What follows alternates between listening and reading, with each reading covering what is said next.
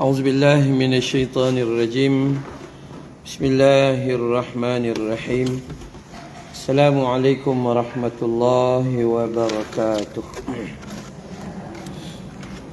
إن الحمد لله نحمده ونستعينه ونستغفره ونعوذ بالله من شرور أنفسنا ومن سيئات أعمالنا من يهده الله فلا مضل له ومن يضلل فلا هادي له أشهد أن لا إله إلا الله وحده لا شريك له وأشهد أن محمدا عبده ورسوله اللهم صل على محمد وعلى آل محمد اللهم إنا نسألك علما نافعا ورزقا طيبا وعملا متقبلا والحمد لله رب العالمين.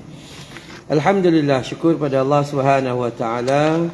Mohon ampun dan maaf jam daripada keluar tol Gatri tu yang last sampailah ke sini. Hari ni lain sikit rupa bentuk ya.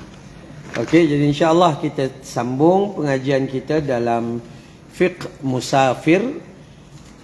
Kita berhenti muka surat berapa hari tu? 71. Bawah sekali. Okey. Fiqh al-hadis. Kita macam-macam lah. Fiqh sunnah, fiqh yang berturutan mengikut sunnah Nabi. Fiqh jenayah, tentang bab-bab jenayah. Fiqh hadis ni semua hukum hakam yang berpandu daripada hadis, ya. Fiqh yang kita faham hari tu kita dah sembang dah, berhubung dengan salat jamak. Pada hari ni kita masuk dalam perbincangan salat jamak ni berpandukan hadis, ya, berpandukan hadis. Rujukan kita ni ada dua yang paling sahih sekali. Al-Quran nombor 1, hadis nombor 2, berpandukan pemahaman para sahabat. Ada 3. Al-Quran, cara sahabat mengimaninya. Hadis, cara sahabat mengimaninya. Dia kita tak boleh ada orang ajaran sesat yang pernah hari tu millah Ibrahim. Itu kan ya, itu pun pakai Al-Quran. Tapi dia pakai cara dia pakai. Dia ambil ayat yang dia rasa dia nak, dia tolak ayat yang dia rasa dia tak nak. Itu ada. Tetapi Al-Quran ini yang kena ni fiqh Al-Quran, rujuk Al-Quran, cara sahabat menerimanya. Hadis, cara sahabat menafsirkannya. Dia tak boleh ikut tafsir kita yang tak berapa cerdik ni. Kalau ikut kita, maka dia takkan jadi elok lah. Okey, baik. Mari kita tengok muka surat 71 di bahagian bawah sekali. Fiqh al-hadis.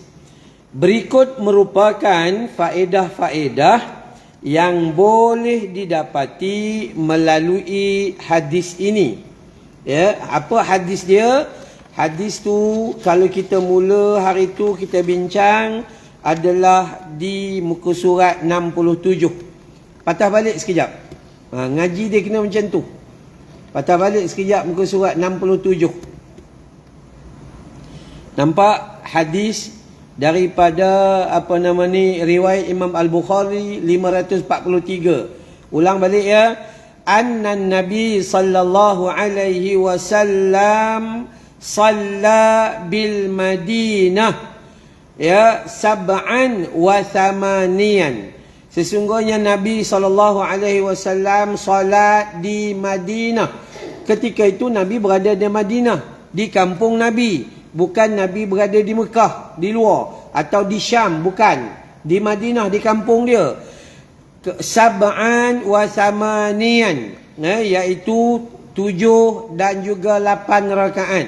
Maksudnya Isyak campur dengan Maghrib, Zuhur campur dengan Asar. Jumlahnya 7 dan juga 8. Baik. Az-Zuhr wal Asr wal maghrib wal isya. Clear yang itu. Maksudnya Nabi ketika di kampung dia pernah solat 7 dan 8 rakaat. Combine. Ya, combine. Faqala Ayyub la'allahu fi lailatin matirah. Ya, boleh jadi ia pada malam yang hujan, atau qala asa, mungkin juga boleh jadi, maka bahagian tu tak diterima. Yang diterima adalah Nabi pernah buat ke tidak? Buat. Habis cerita je. Dekat mana? Kampung Nabi. Hadis ini membolehkan orang yang tidak musafir, tidak keluar daripada kampung dia, duduk dalam rumahnya, boleh menjamakkan solat jika ada kepayahan dan kesukaran. Maksud jamak di sini, ingat ya, bukan qasar, jamak. Masuk saja solat zuhur, awak solat zuhur 4 rakaat dan awak solat asar di dalam waktu zuhur 4 rakaat kerana asbab-asbab tertentu. Ataupun masuk saja waktu zuhur, awak tak solat, awak tunggu waktu asar, maka solat asar 4 rakaat dan jamak takhirkan dalam zuhur dalam solat asar 4 rakaat. Begitu juga maghrib 3 dan isyak juga 4, tidak dipendekkan, cuma dihimpunkan. Nah, hadis ini sahih riwayat Imam Al-Bukhari. Baik. Patah balik muka surat 72 tadi tu. Ya, patah balik muka surat 72 yang pertama. Ya, yang pertama. Jamak. Ingat yang tu, bukan semua jamak itu jamak kasar.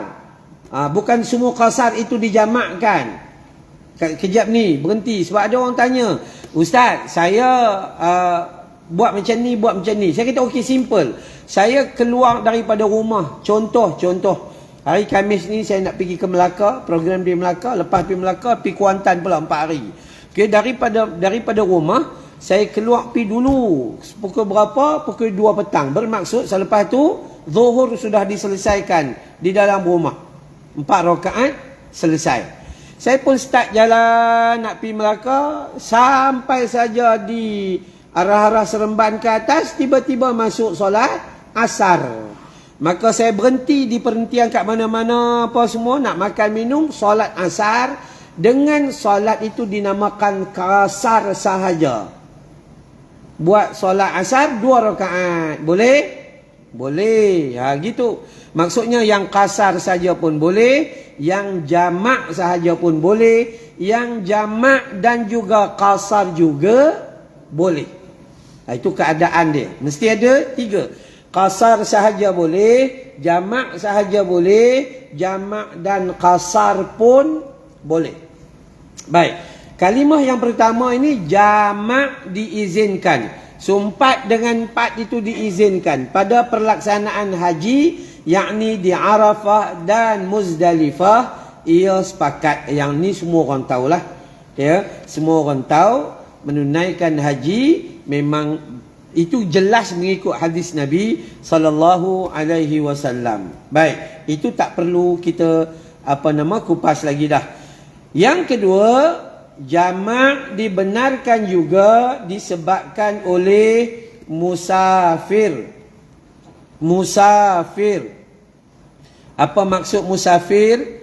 Keluar daripada kampung kita nak menuju ke suatu tempat yang jauhnya lebih daripada 81 km. Itu nama musafir. Okey? Iaitu boleh dijamakkan antara zuhur dan asar. Contoh yang macam tadi, saya nak pergi ke Melaka, saya keluar pukul 12 tengah hari. Jadi saya tak buat lagi lah zuhur. Jalan terus sampai Alur Gajah Melaka. Ya, zuhur. Contohnya begitulah. Saya lari mungkin 180 km kot. Sampai di Alur Gajah, maka masuk waktu zuhur. Saya pun solat zuhur 4 rakaat dan jamak asar 4 rakaat dalam waktu zuhur. Boleh? Boleh. Ya. Baik. Dan di antara maghrib dan isya pun sama ada takdim ataupun takhir. Satu-satu ya, bagi faham betul-betul. Jamak, ini bukan jamak kasar ni, jamak saja.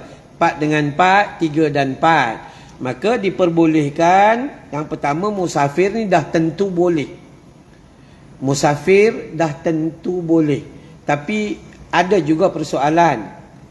Orang lelaki yang dah biasa duk pi masjid. Duk biasa duk pi masjid, duk ulang ni masjid section 9, pi section 8, pi section. Dia memang solat di masjid. Tiba-tiba bawa family dia balik ke Gemencih Negeri Sembilan. Pi di kampung sana, pada hakikatnya dia layak menerima semua kemudahan. Jamak boleh, qasar pun boleh. Tapi sebab dia dah biasa dengan solat jemaah di masjid, maka dia nak solat di masjid, adakah diperbolehkan? Boleh. Solat jamak ni sunat ya, bukan kewajiban. Itu hadiah daripada Allah Subhanahu wa ta'ala. Itu perkara yang kedua. 4 dan 4, 3 dan 4, iaitu jamak diperbolehkan ya, untuk apa? Musafir. Maka musafir dia nak qasar boleh, dia tak mau qasar boleh. Dia boleh jamak sahaja, takdim maupun takhir. Takdim, kalau solat zuhur, dia zuhur dulu. Kalau takhir, dia simpan zuhur itu. Ini satu lagi perkara juga. Ada manusia kadang-kadang dia fikir itu lebih daripada Nabi. Ada. Kadang-kadang kita yang mengaji ni pun. Tak, kita bagi tahu kat dia, boleh buat jamak takhir. Ustaz, bayangkan. Dia suka bayangkan. Ini jadi masalah perangai kita. Mengaji dah lama dah. Bayangkan. Kita keluar daripada rumah pukul 11. Sampai di Juru, Penang. Sampai tu zuhur dah masuk. Tapi kita tak solat, kita nak buat jamak takhir. Tiba-tiba sampai dia start, mati. La ilaha illallah. Sebab tu kita kadang-kadang dekat Facebook nampak cerdik bila bercakap, bodoh rupanya. Iya, kan? Bila mana Allah bagi, bila mana Nabi bagi, maka hang tak payahlah kisah banyak sangat. Kan ya, ini dia fikir di luar daripada keterbatasan agama. Bila agama kata boleh, maka bolehlah. Habis tu ustaz kalau mati, mati je lah. Ya. Manusia. Tu kita kena faham kat situ nah. Jangan buat benda-benda yang pelik-pelik sangat. Kan ya? Okey? Baik.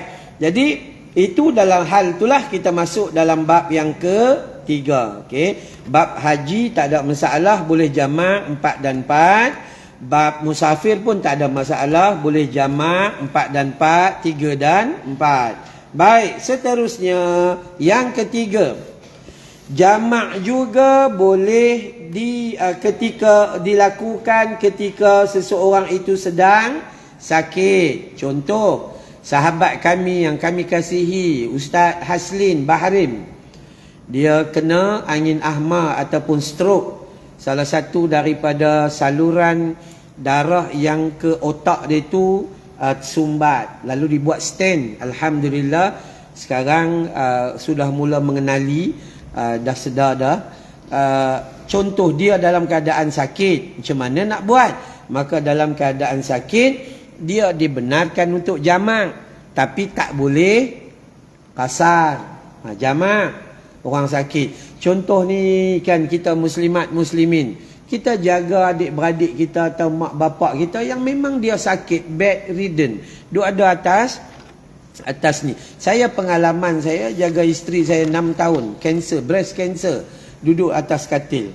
Ya, saat-saat dia nak meninggal tu memang tak boleh buat apa. Memang itu saja, nak bangun tak boleh, organ dia dah mula menurun, dia tak function lagi. Masa tu disuruh supaya dia jamak. Dah selesai, tak ada masalah apa-apa. Tak ada tuntutan, ya ke ustaz? Ya ke ustaz? Ya ke? Dia bukan begitu. Kita kena mengaji betul-betul. Baik. Sakit di sini ini merupakan pandangan di sisi al-malakiyah. iaitu Imam Malik. Imam Malik kata boleh bila sakit jamak solat. Okey. Kemudian Al-Hanabilah, Imam Ahmad Hambali, dan pendapat sebahagian daripada ulama Asy-Syafi'iyah, ya. Imam Maliki, tok guru Imam Asy-Syafi'i kata boleh. Imam Hambali, anak murid Imam Syafi'i kata boleh. Sebahagian pandangan Imam Asy-Syafi'i juga mengatakan boleh. Ya. Telah berkata Al-Imam Nawawi. Siapa Imam Nawawi? Imam Nawawi adalah imam tokoh fiqh mazhab Imam Asy-Syafi'i. Imam Nawawi ni namanya Muhyiddin Abu Zakaria Yahya bin Saraf bin Hasan bin Muri, ya, An-Nawawi rahmatullah alaih. Yang saya selalu ulang, Imam Nawawi ni tuan-tuan ni, kita lelaki ni, Imam Nawawi ni belajar mengajar, mati tak dan nikah. Dia terbalik dengan kita, nikah, mati tak ada belajar. Sampai ketua bodoh rupanya. Kan. Jadi ngajilah bagi elok-elok, insya-Allah kita buat kebaikan. Baik, telah berkata Imam An-Nawawi. Katanya apa? Ini merupakan pendapat yang kuat. Tu dengar baik-baik. Contohlah ada orang tak mau terima pandangan Maliki. Imam Syafi'i, dia belajar dengan Imam Maliki. Tapi contohlah, dia tu lebih cerdik pada Maliki lah contoh. Dia tak mau terima. Contoh juga, dia tak nak terima ulama' ulama' Hambali. Tu yang ada di Mekah dengan Madinah tu. Kan ya? Contohnya, dia tak mau juga terima daripada sebahagian pandangan Imam Syafi'i. Maka tengok Imam An-Nawawi kata apa. Ya, Imam Nawawi kata, pendapat ini adalah pendapat yang kuat, iaitu membolehkan orang yang sakit itu jamak. Anak saya perempuan semalam buat operation, tebuk perut. Berapa? 5 tempat ke 7 tempat ke? Memang sakit lah. Sekarang kan operate tak payah belah dah, ditebuk gitu aja. Bahagian usus. Jadi sekarang ni ada dekat hospital. Sekejap lagi nak pergi ambil. Tapi alhamdulillah dia duduk 24 jam je. Semalam hantar, siap operate, kemudian sekejap lagi pergi ambil. Okey. Dia tu layak ke tidak? Memang layak lah.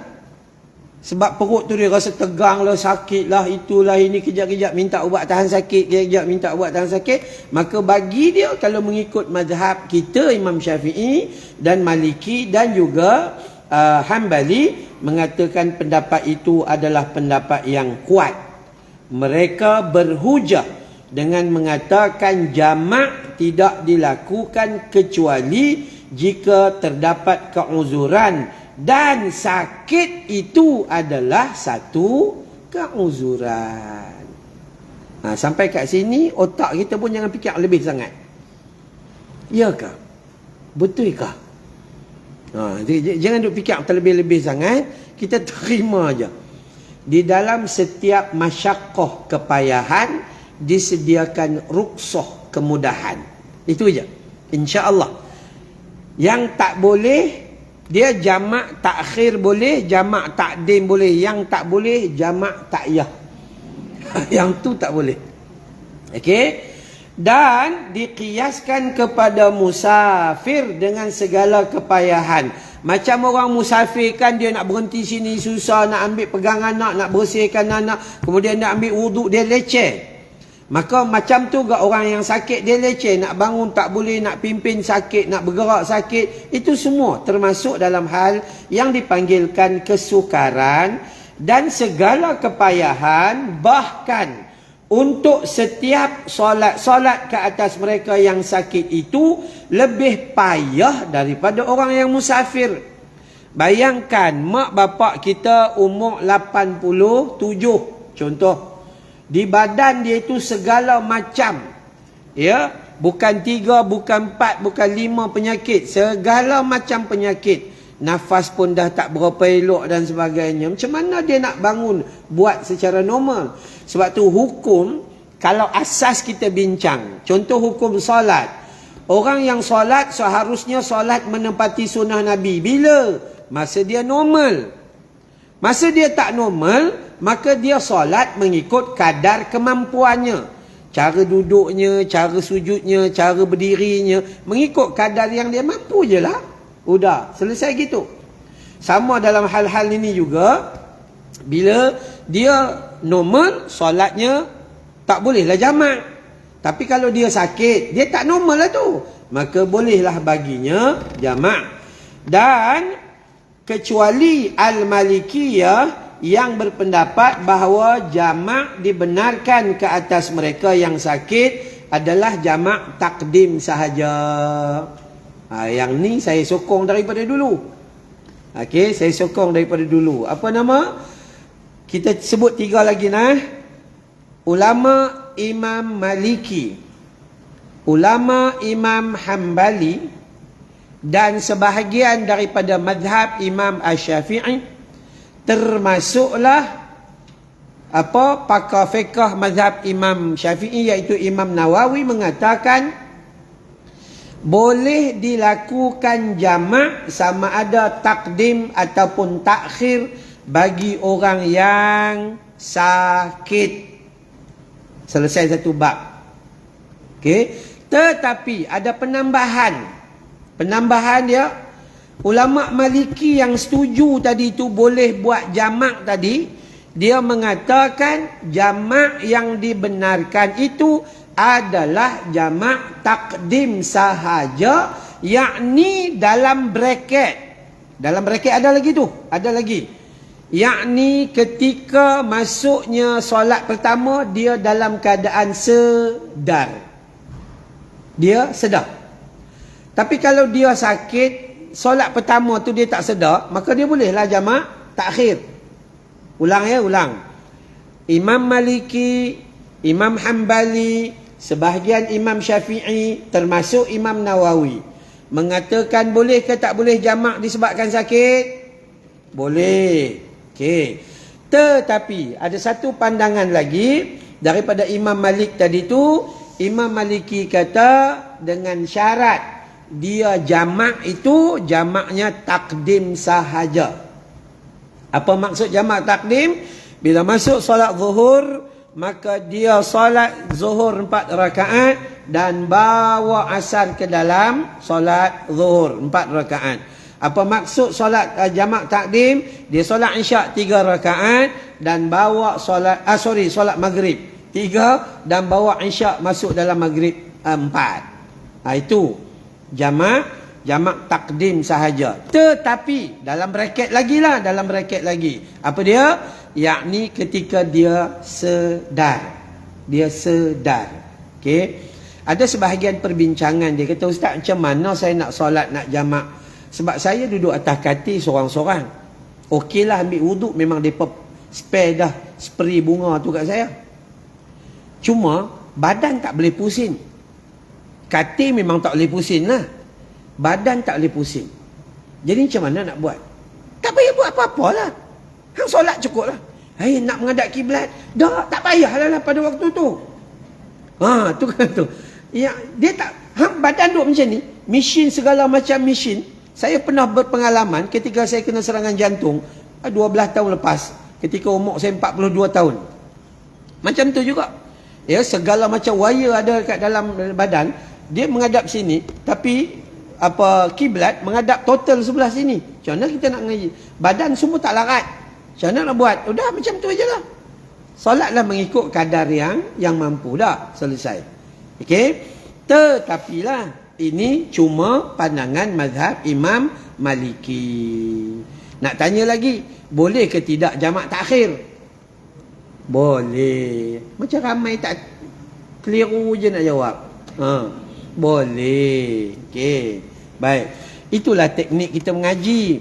Teknik mengaji adalah belajar tentang kepelbagaian pandangan. Ada orang kata, tak solat duduk atas kerusi sekian. Ya, maka hukumnya batal. Hang cakap bolehlah, hang tak duduk atas kerusi lagi. Ya, ada ustaz-ustaz cakap batal, sikit-sikit batal. Mana ada hadis kata batal begini. Sabar kejap. Hadis kata solatlah mengikut kadar kemampuanmu. Udah selesai, habis. Itu saja kadar yang dia mampu. Kadang-kadang itu tak boleh, ini tak boleh. Mai hang gaut pada muka. Kan? Gaut pula dua-dua pula tu. Kadang manusia mudah ni sifat-sifat yang tak baik dalam ilmu. Merasakan diri dia adalah paling baik sekali. Paling betul sekali. Dan mudah menerakakan orang. Dia seorang ahli syurga. Nak kawan dengan siapa dalam syurga kalau dia seorang? Orang lain semua ahli neraka. Orang lain semua batal. Dia seorang je sah. Aduh. Mengarut betul manusia. Okey? Baik. Kenapa handphone ni suka lari-lari pula? Okey, baik. Selesai. 3 perkara ni. Ada apa-apa nak tanya tak? Sila.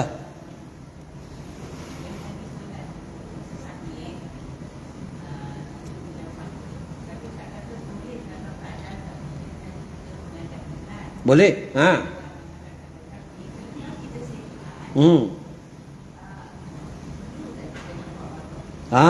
Selepas kita sihat, perlukah qada? Jawapannya tiada keperluan.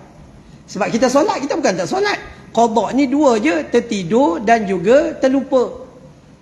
Bakar kuih. Coy. Asar. Zuhur terlepas, terlupa. Maka tu qada. Lena tidur. Maklumlah, orang perempuan kan kerja banyak. Daripada ruang tamu sampai ke dapur, patah balik. Kan, terlena. Maghrib tu terlena. Sebelum masuk maghrib, udah azan Insya pula masuk awal. Udah, masa tu qada. Yang ni awak buat ke tidak? Buat. Ada syarat tak? Syarat betul. Wuduk dah betul. Okay, wuduk dah ada tak? Dah. Tutup aurat dah. Yang ketiga, ngadap kiblat. Kenapa tak ngadap kiblat? Sebab tak mampu. Dia tak termasuk pada yang normal. Maka hukumnya tiada keperluan untuk qada.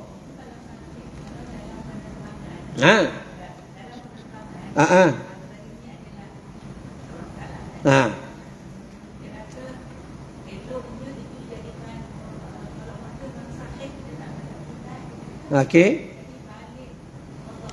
Tak perlu. Solat ni syarat dia gini. Dia ada syarat sah. Masa buat tu sah tak? Sah. Kalau dah sah, buat apa nak qada? Kalau dia kata syarat tu solat tu tak sah. Kalau tak sah, aku buat apa? Contoh. Tak payah. Tak ada. Sampai waktu awak kena solat. Solat mengikut kadar mampumu. Nabi berulang kali cakap. Solat mengikut kadar mampumu. Nabi bangun pagi. Nabi ni dengan rombongan. Daripada musafir, nak balik ke Madinah. Sampai di tengah perjalanan, dekat nak sampai Madinah. Nabi tengok sahabat ni keletihan yang sangat melampau. Nabi kata, wahai sahabat, kita berhenti, kita rehat. Mereka dengar kata, Nabi kata rehat saja. Calur bete, calur kerti. Lena tidur dan mereka tidak terjaga. Melainkan matahari naik dan subuh dah habis. Siapa yang terjaga? Nabi pun terjaga macam tu. Lepas tu ada orang tanya, takkanlah Nabi bangun lambat? Tu kan. Ada manusia yang berfikir guna kebodohan dia tu. Takkanlah Nabi boleh terlepas subuh. Iya, kenapa jadi gitu? Sebab Allah nak tunjuk kat kita, kalau besok kita terlupa, macam tu kita kena buat. Itu ceritanya. Sebab Allah nak bagi tahu kita bahawa Nabi bukan malaikat. Nabi macam kita. Begitu. Maka Nabi, kita katalah bangun pukul 8. Pukul 8 habislah. Maka Nabi kata, qum ya Bilal, bangun Bilal, fa'arihna bis salah. Rehatkan kami dengan solat. Azan lagi pukul 8. Contoh, azan. Lepas azan, solat sunat lagi. Qabliyah subuh. Raka'at al-fajri khairun minad dunya wa ma fiha. 2 rakaat solat sunat subuh lebih baik dari dunia dan seisinya. Kemudian baru solat. Gitu. Bermaksud takat mana yang awak mampu, ke situ je buat. Tapi syarat dia solat tu sah tak? Sah. Udah selesai. Lepas tu perlu qada? Tak perlu qada. Gitu kaedahnya. Okey? Tu kita kena faham tu. Bayangkan tiba-tiba dia sakit. Ada orang sakit ni sampai berbelas-belas tahun. Sakit berbelas tahun, elok umur 70 sihat. 70 sihat. 70 tu 18 tahun lepas dia nak qada tu, dah sihat dah umur 70, datang lain pula gaut. Itu yang lain pula sampingan. Sempat kena qada, memang tak ada harapan lah. Sebab tu tak ada apa hukum yang mengatakan qada, melainkan andaian daripada para ustaz sendiri. Ni elok qada, elok qada. Elok tang mana kalau bukan Nabi yang buat? Jangan pakai elok qada. Itu tak payah. Bila kata Nabi simple, solatlah mengikut kadar mampumu. Dah selesai. Baik. Masuk bab yang keempat. Jamak dibolehkan juga ketika hujan lebat dan cuaca sejuk. Hujan lebat, contoh Shah Alam sudah menjadi satu tempat apabila hujan banjir, kan? Dulu Seksyen 25 mana pernah banjir, dulu-dulu lah. Udah sekarang berbumbung-bumbung je nampaknya. Itu kan ya. Baik. Dulu kita kata tak boleh, udah kena banjir baru lah boleh zaman. Baru kata boleh. Tu pun ada orang kata tak boleh juga. Kena solat juga atas bumbung tu. Sedangkan agama suruh jaga nyawa. Awak solat-solat berdebu jatuh mati. Macam mana? Tu ya. Baik. Ini merupakan pandangan jumhur ulama. Maksud jumhur ulama ni bahasa kasar kita 75% dan ke atas lah. Itu jumhur, ya. Ya, pertama sekali fuqaha daripada Imam Syafi'i. Jumhur daripada fuqaha ni ahli fiqh mazhab Imam Syafi'i. Al-Malikiyah dan juga Al-Hanabilah. Fuqaha mazhab Imam Syafi'i, fuqaha Malik dan fuqaha Hambali. Dan ia dibolehkan juga Al-Hanabilah dan Malikiyah untuk menjamak ketika berlakunya becak teruk. Namun sebahagian Asy-Syafi'iyah menegah dan sebahagiannya membenarkan. Baik, kita ulang nah bagi faham. Saya tak nak baca gitu aja. Ya. Jamak diperbolehkan ketika hujan lebat dan cuaca sejuk. Siapa ni? Orang lelaki yang solat di masjid. Awak kalau hujan lebat duduk di rumah nak jamak buat apa? Tu kena faham. Kan kita dah ngaji dah dulu, tak lupa. Kan bab hujan itu dah mengaji dah. Tapi nampak muka pun memang muka lupa. Okey, baik. Jamak yang disuruh ketika hujan ni adalah jamak di masjid, bukan jamak di rumah lah. Ya, dan cuaca sejuk pun sama juga di masjid. Kalau dia keluar tu menyebabkan beku, ya, sehingga ada jari-jari kaki dia, jari tangan dia mereput dan sebagainya, itu ada. Yang melampau lah. Tapi di rumah laki jamak, dia kat rumah pun nak jamak juga. Itu tak boleh lah. Okey. Dan ini dikatakan oleh 3 ulama besar bagi fuqaha Asy-Syafi'i, Maliki dan Hambali. Dan juga mazhab Imam Maliki dan Hambali kata becak pun boleh jamak. Contoh, siapa yang biasa pi Sabah, kan, kita tahu kan, Sabah lah terutamanya. Kalau kita buat dakwah di Sabah, nak pi satu surau ke satu surau, lalu jalan yang dilalui oleh lori balak. Lori balak tu, kita bawa motor ni, dia lari bro habis dengan jubah-jubah. Habis dengan jubah-jubah. Motosikal kita bubuh tali, ikat pergi dekat apa nama tu, apa jentera berat ni kita panggil tu, backhoe tu. Dia pula tarik kita pergi gitu. Elok-elok sampai masjid, sampai surau dia, solat dalam keadaan ni, jubah ni penuh dengan tanah. Itu bukan kata zaman-zaman yang akan datang, sekarang ni pun. Kita jangan letak hukum macam kita. Kapek cantik, kapek raudah pula tu. Contoh kan. Maka buat apa? Buat apa nak jamak? Buat apa? Awak senang lah. Jam tadi pun bermasalah dah tu. Kan awak berhenti di situ jam. Macam lepas tu nak buat apa? Maka jamak lah. Kan? Tapi nak buat macam mana? Itu kepayahan dan kesukaran. Apa-apa masyaqqah. Apa-apa kepayahan. Jadi sebab itu sebahagian bagi mazhab Imam Hanbali, bagi mazhab Imam Maliki, mereka membenarkan kalau becak tu teruk. Orang lelaki nak pergi masjid ni memang teruk lah. Kalau sampai pun setengah mati lah. Dan dia pula tu keluar pun asma, silat-silat sampai masjid mati terus. Tu kan. Maka hukumnya tak payah. Ya, kecuali Imam Syafi'i kata dalam bab becak ni, dia sebahagian kata boleh jamak, sebahagian kata tak boleh jamak. Tapi jumhur kata boleh ke tak boleh? Boleh. Boleh faham kan? Boleh faham. Okey, baik. Yang seterusnya, dibolehkan untuk menjamakkan solat ketika dalam keadaan ketakutan. Takut ni macam mana keadaan? Baik, pertama kita letak terus kondisi orang Palestin hari ni. 7 Oktober 2023 mereka diserang dengan habis-habisan. Sampailah ni 45,000 orang dah mati. Hidup dalam keadaan penuh ketakutan. Saya jadi jurucakap kepada Global Ihsan Relief Malaysia, menguruskan hal-hal bantuan kepada orang miskin di seluruh dunia, termasuk di Gaza dan juga di Rafah. Ya. Jadi bila wakil-wakil kita pergi ke sana, Allahu Akbar, memang hidup dia dalam keadaan ketakutan. Takut. Nak bergerak pun takut. Boom, bom. Nak bergerak pun takut. Maka ketika itu mereka dibenarkan untuk menjamakkan solat.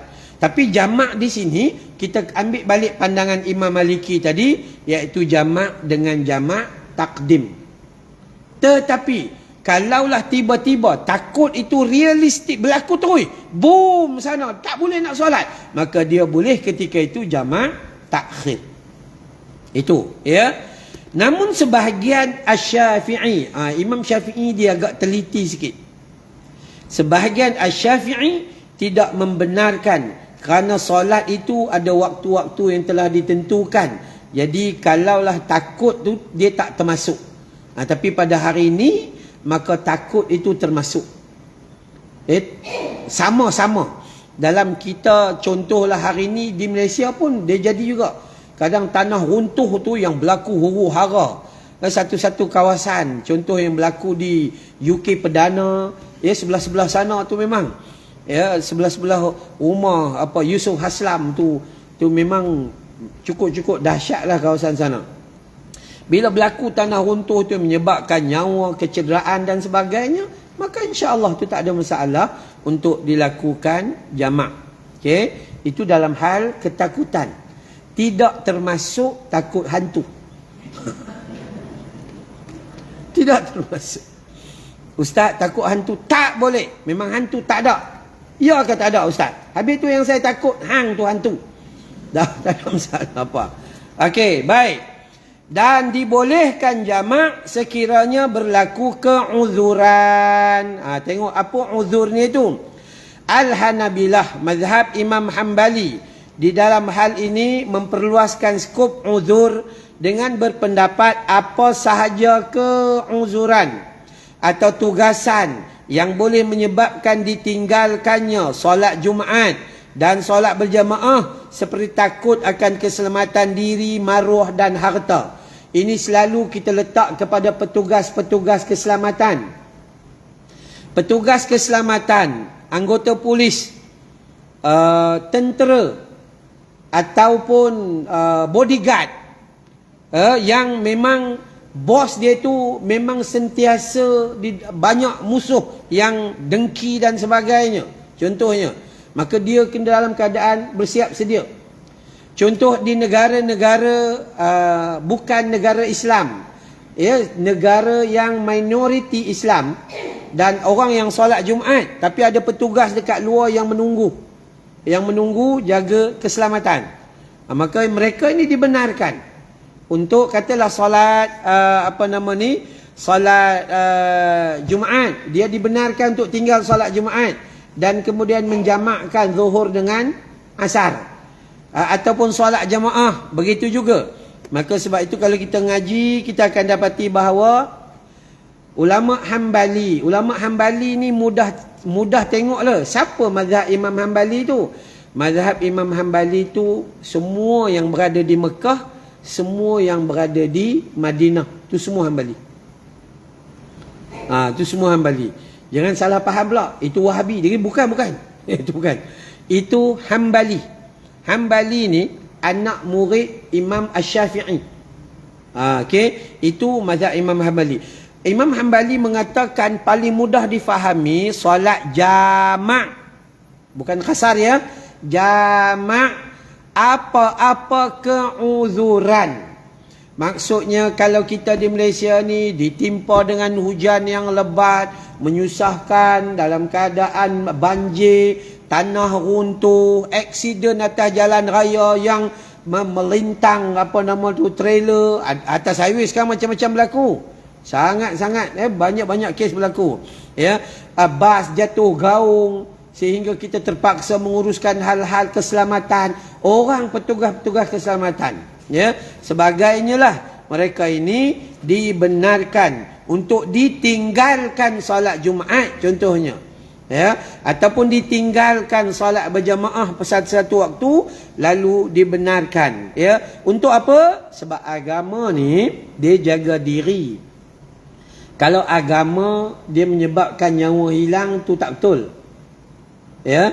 Kemudian agama itu dia jaga maruah, itu pun jaga juga, ya. Dan agama itu dia jaga harta. Kalau kita solat tapi harta kita tak dijaga keselamatan, maka tu tak betul. Batu Islam meletakkan pada pusingan fiqh yang sangat mudah difahami. Okey, baik. Jadi kalau ikut, cuma dalam bahagian ni lah yang apabila ada perbincangan, ustaz macam ni kami buat kenduri kahwin. Kami buat kenduri kahwin. Jadi tuan rumah ni tak dah nak sembahyang zuhur. Sebab waktu zuhur tu paling ramai orang salam pakai envelope. Kan ya, pakai envelope. Saya kata tak payah, nanti letak QR code. Besar-besar tu. Letak QR code, depa main scan ni ten tu, boleh bagi banyak sikit. Jadi tuan rumah ni kalau waktu tu dia pergi solat, pendapatan dia kurang sikit lah. Apa perangai tak senonoh. Hang buat kenduri ni satu-satu nak kena bagi faham lah. Kalau kita buat kenduri dan kita niat untuk dapat balik kos kita tu, yelek pocik, takkan dapat pahala real. Habis macam tu tak ada apa. Ni sebab saya pernah jumpa, adalah sahabat andai ni, dia caterer, dia sponsor lah segala apa ni, bawa lah semua dia. Orang tu kata tak apa, saya ambil dulu. Kita kira janji, nanti bila saya dapat balik. Dia macam jangka dapat balik. Yang caterer ni pun bodoh. Apa cerita ni? Kan ya? Bayangkan bila jadi kes macam mana, elok-elok dia main pukul 11, hujan lebat. Hujan lebat menuju sampai pukul 3 petang. Siapa nak main? Nampak? Last sekali dia lah menanggung. Orang tu bayar lah sebulan 500, 5 tahun tak beri. Ya? Jadi tak perlulah. Siapa yang ada duit sikit, buat sikit. Nabi kata sekok kambing cukup. Cukup lah. Kan tak payah susah-susah. Mak saya selalu pesan, tak payahlah buat kenduri sampai membazir duit. Sampai satu hari tu menghabis sampai berpuluh-puluh ribu. Malah lah ni 120 ribu, 150 ribu biasa.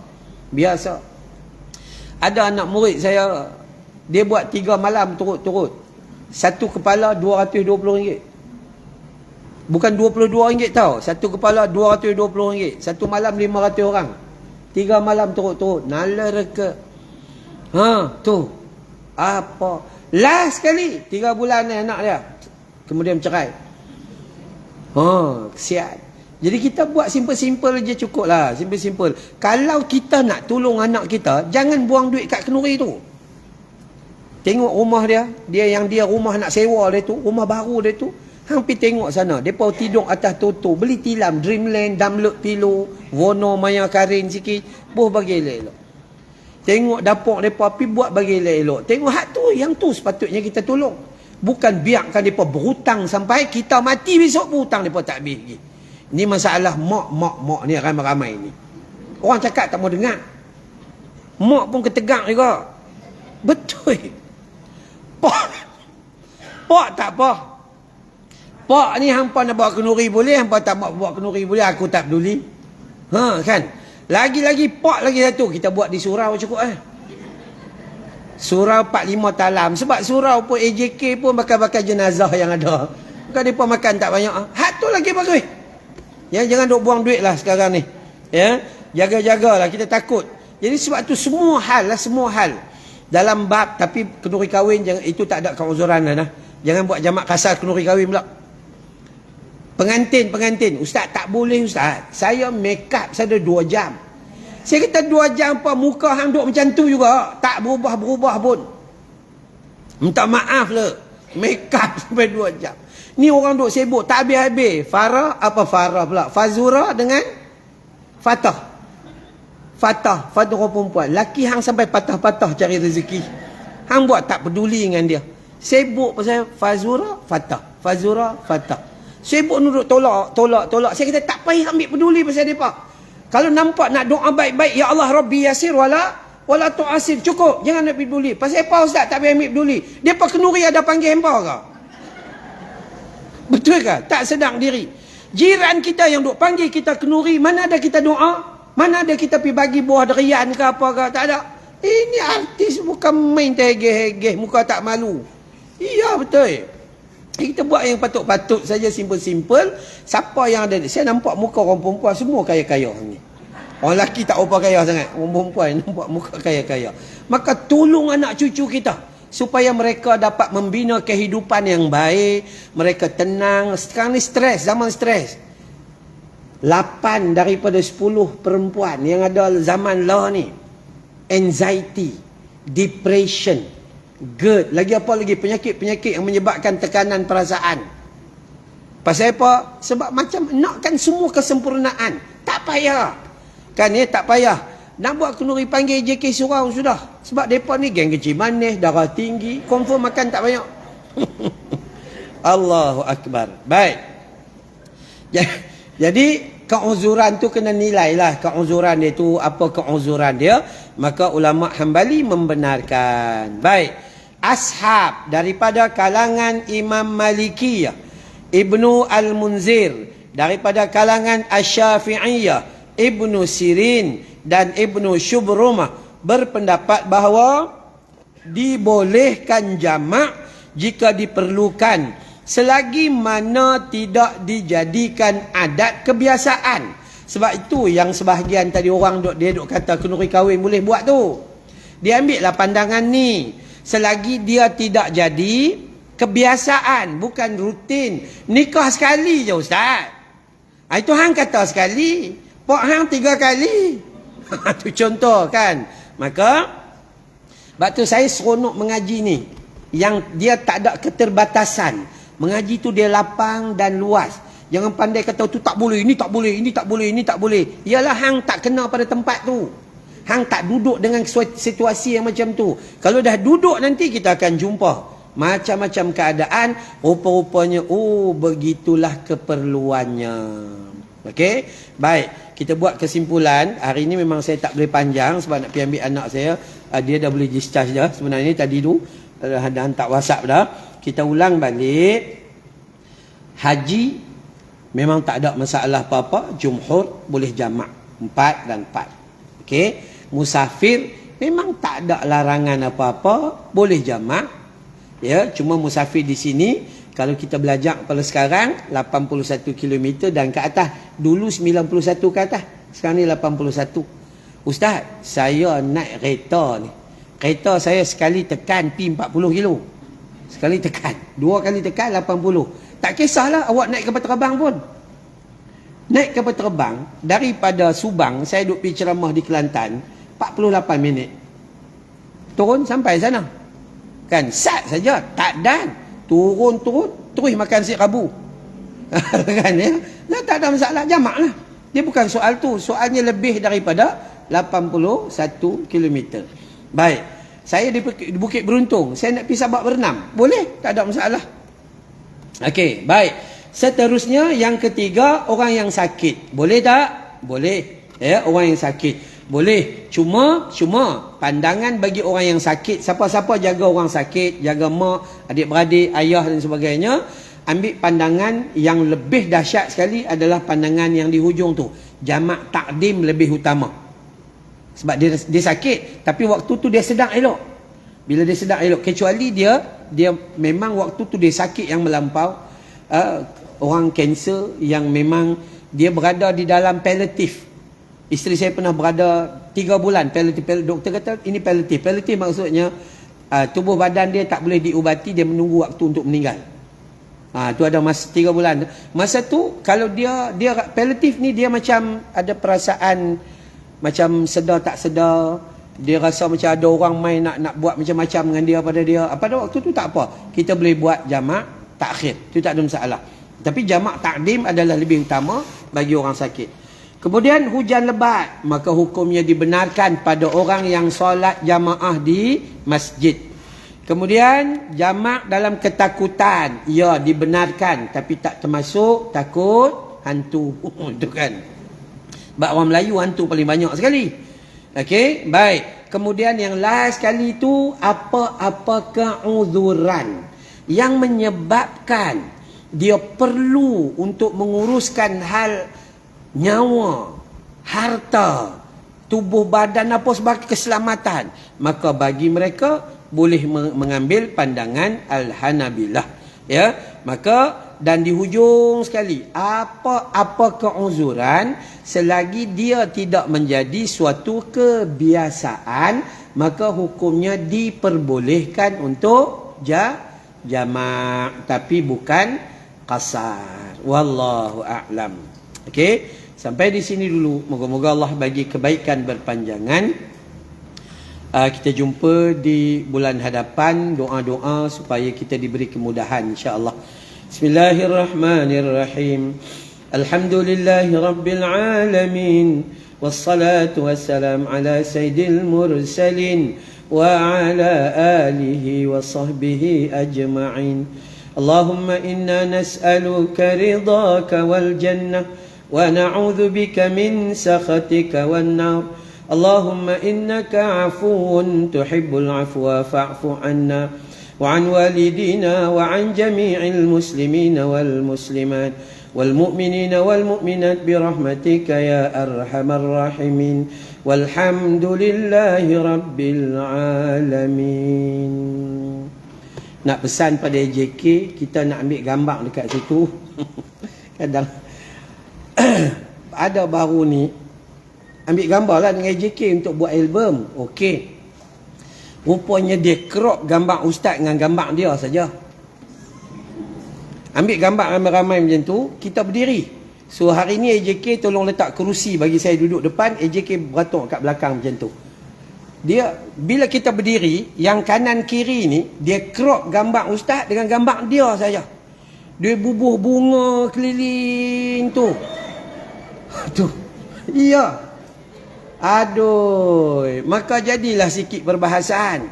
Saya kata tak apalah saja. Orang kalau dengki ni dia macam-macam. Tapi yang orang tua tu pun, kan orang tua yang crop gambar tu.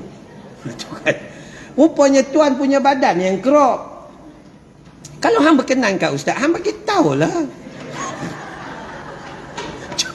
Apa susah. Okey. Baik, sampai sini dulu. Subhanakallahumma wa bihamdika asyhadu an la ilaha illa anta astaghfiruka wa atubu ilaik. Billahi taufik wal hidayah. Wassalamualaikum warahmatullahi wabarakatuh.